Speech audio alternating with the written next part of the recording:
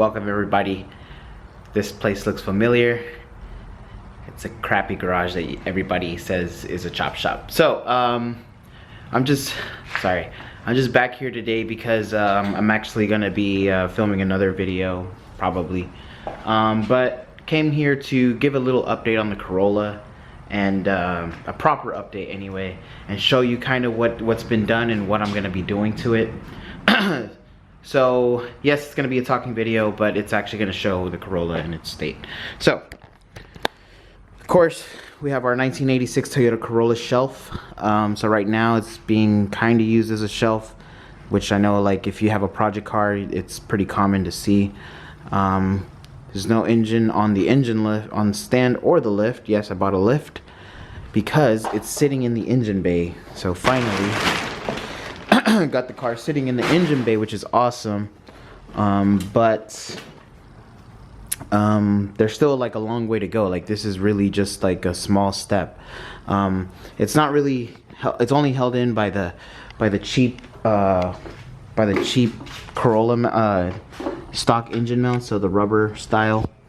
So if you can see, like, I can move the whole thing. So yeah, it's not really being supported by much. So that's kind of unfortunate, but you know, like, it's kind of the way the project cars go. So we do have some parts that I had to bring from my other house. As you guys know, I got a Corvette filter because instead of getting a fuel pressure regulator and all that, just decided to go something simple for now. That way I can get the car running. So I got a Corvette filter. And along with the Corvette filter, I got this fuel line kit from my little brother. Got it for me for my birthday, which is, you know, pretty sick. I really appreciate them. But I bought all the fittings. So these are the fittings for the -6 AN lines, and this is 20 feet of -6 line, which is great. And then I got a few fittings. So this fitting, so these are Russell fittings, but this fitting,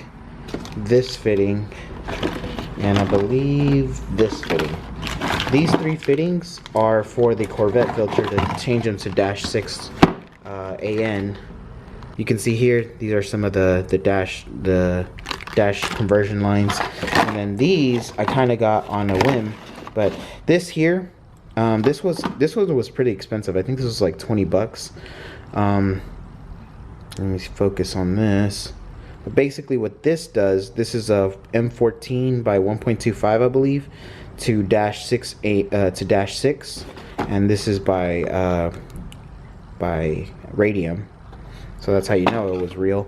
But basically this, because I don't want to cut up any lines or anything like that, I really want to keep it as stock as I can, just in case the car goes back to a 4AG, or I sell it and somebody wants to go back 4AG. I don't want them calling me a hack. But this goes on this line, if you can see that. So this goes on this line. So if you can see, it's like an open flare, and this actually fits perfect because this is an inverted flare. So this is going to sit perfect. This was actually this was marked as something for a Honda. They had one for Nissan, but I figured, like, you know what, Honda, Toyota, I'm gonna stick with that. So this basically just goes on here and then screws that, so that way I don't have to cut into the line or anything like that. Or like, because I had thought about cutting this and then just getting a quick connect, like, you know, like a quick fuel connect to that and all that, but you know, that's kind of not the right thing to do. So I think this is the fuel out, so this goes out to the tank, and then this is the return. One of these is the return, and I want to say it's this one. No, I think it's this one, the return, because fuel has come out of there before. So I'm thinking this is the return, and then this is a vent, I believe. So yeah, I'm gonna have to do more research, but I'm pretty sure that's the return. That's the return. So of course this car is returnless because it has the Altezza has a pump that's internally regulated and goes here. So, you know, can't use that. So I bought these AN lines to get the Corvette, so it could be kind of like return style, because this is a return style This is the Corvettes use a regulated system where, so the Corvettes use like a system where the fuel pressure regulator and fuel filter are together. So that's pretty convenient because this shoots out, I think, 58 to 62 psi. Everybody says 58, some people say 60, whatever. The point is, this should have enough psi because this needs 62 psi to run properly. And I heard that these motors are finicky, of course. So so yeah. So if you see here, this is a fuel damper, and some people just kind of ignore it, or they like cut it off. And you know, when you have a fuel pressure regulator, you have it coming in through here. They cap, like these bolts cap this. So there's one bolt here, and then this. So the stock system just has a fuel line going in, and then that's it. But the way that I'm gonna do it is, this is gonna be in, right? And then I'll probably have an out, if I remember right. If no. So this goes in, out. Yeah, I've got to have a return. So I'm gonna figure it out, whatever. But I got something for this. If you see that, that's a fuel damper. That also was, I also got a fitting for that. I'm not 100% sure if it's gonna work, to be honest. This is just kind of because if you see it says Honda Banjo for fuel pressure dampers. It may work, I don't know. I didn't really do research. This here is a coupler because the way that I'm thinking about setting it up, the Corvette filter is gonna sit, I wanted it to sit here, but now I'm thinking this is gonna be in the way. I don't know yet, but if in case I had to extend this up, then that way I can use like fittings and stuff like that. Because I have the connect for this. So I'm just gonna show you what it looks like with all the quick connects and stuff.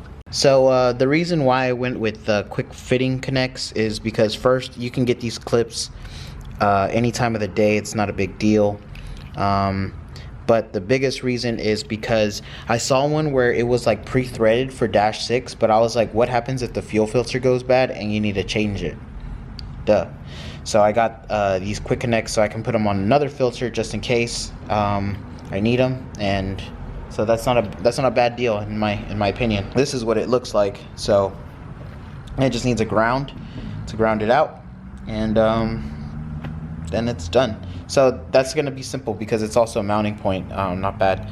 Fuel in to the engine, back to the fuel tank. So this one, I'm gonna figure it out. I'm still missing one fitting, obviously, for the line on the Corolla.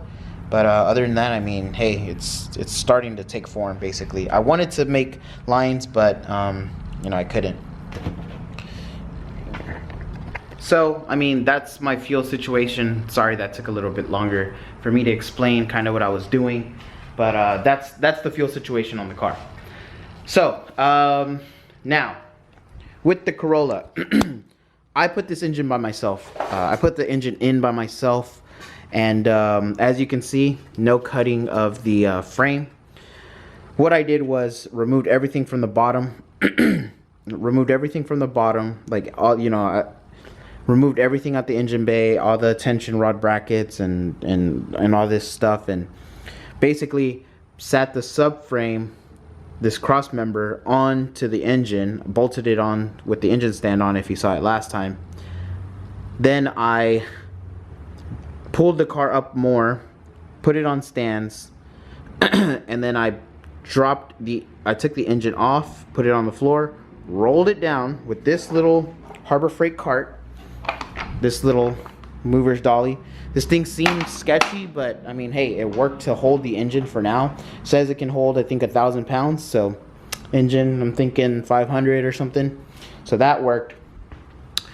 Put that on there, rolled it, and then dropped the car down because it was higher up. Dropped the car down, and then I pulled the engine up and had it bolted in place.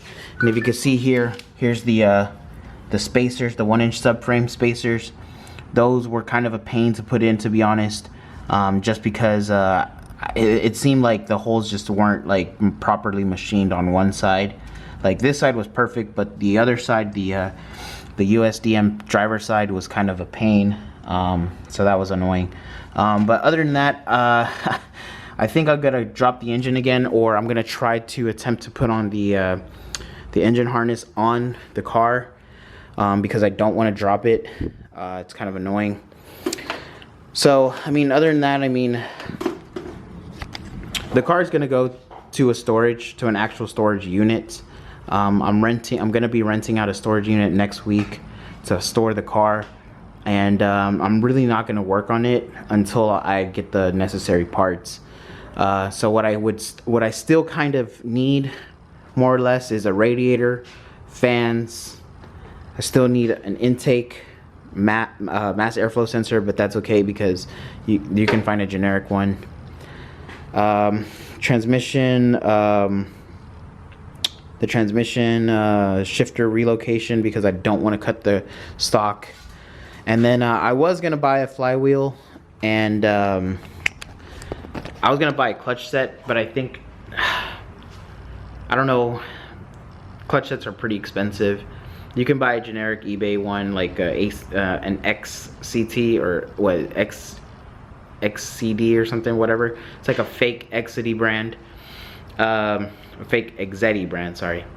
But like, something about that just doesn't really something about that I don't really like.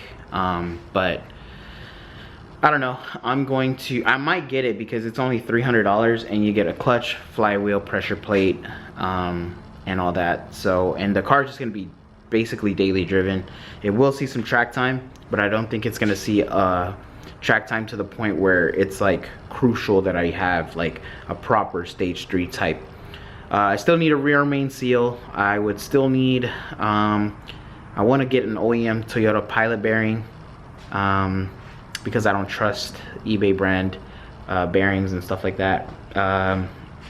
So I'll still get like an OEM rear main seal, an OEM pilot bearing, an OEM release bearing with the retainer and all that stuff.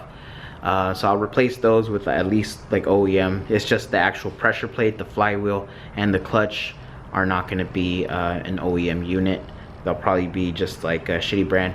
OEM units are actually pretty expensive too. Like just the flywheel, I think I was looking, it was like $360. Or you can get like a lightweight flywheel, and it's still $600, which, you know. What would help me build the car a little bit more is if you guys like and share the videos. If you like, share, and subscribe to the videos. I'm not at the point where I can make YouTube money, but eventually, once I gain in popularity, you know, I'll be able to afford the things that bigger YouTubers can't afford. Right now, yes, I do have a job. I have a full-time Monday through Friday 9 to 5 boring job. I still detail, so you know, it's not like I'm not making money. It's just, it's not YouTube money. It's not big money. But anyway, so it's not like I plan to not work on the car or anything like that. It's just gotta save up the money to buy the parts. I'll be getting some wheels to roll it because it's gotta be, you know, I gotta move it, gotta tow it, so I gotta get 2 wheels. I know a guy that's got 3 Supra wheels, so I can at least complete those. I have 2 of those, and having 3 would be sick because I'd have 1 spare, which is perfect. But the guy's kinda, the price is pretty steep. So hopefully I can negotiate. I'm gonna have cash, which is good because I just got a bonus, so the bonus money will be going to car stuff. I'll also be buying a new detailing machine, which is pretty sick. Also, sneak peek, this isn't on YouTube. I shared this in a story. This is for the BRZ. I already opened it, of course. I was super excited, so I'll go ahead and show this because, I mean, nope, it's not like my channel's any popular or anybody's really asking like, hey, what happened to the BRZ? But you know I introduced the BRZ to the channel. There it is. That's the baby. I love my car so much. So my best friend Lamb, War Goddamn on Instagram, best friend, always hook him up. He hooks me up. He hooked me up heavy. He has a plug at Subaru dealership. He was able to get this. Okay, he was able to get this for the price, for a ridiculous price. Like these, okay, so I'm just gonna show you what it is. But so it's a lip. It's an STI lip. But if you notice, you see that is not for the 2016 bumper. So my friend Lamb was able to get that lip for the price of the first gen lip discounted. So he got the lip for a ridiculous price, because that lip is generally $400, I think. This 2017 Plus lip is usually like $400 on FT86, I believe, and he got it for almost half of that. So yeah, I'm pretty. So yeah, that actually got me really excited. So that'll be going on the car once I get the 2017. So surprise, surprise, stuff will be coming for the BRZ. But again, I need you guys' support. Please like the channel, please subscribe. The Corolla will kind of be like not that consistent anymore. Not that it was actually consistent, but there's not really going to be any Corolla videos for a little bit. But I'm hoping 2020 will be the year that it will start turn on run at least, and then we can get to driving and driving ability and all that stuff. But I'm starting to take the path where it's more direct to where it's driving. So stay tuned. So yeah, sorry for the long update. I just wanted to get a lot of the stuff out there, knowing that the Corolla will be on the channel, but it's not going to be here all the time anymore, and I'm not going to have access. Well, I will still have access to it because it'll be in my storage, and the good thing is it won't be a part shelf anymore. But yeah, I mean, other than that, you know, again, please subscribe and, you know, like the video. It really helps me out to get my reach a little bit more out there, so that way I can grow and make better content, more content, and all that good stuff. So without further ado, thank you guys for watching, and if you're already supporting the channel, thank you so much. We'll be back at some point. Thanks.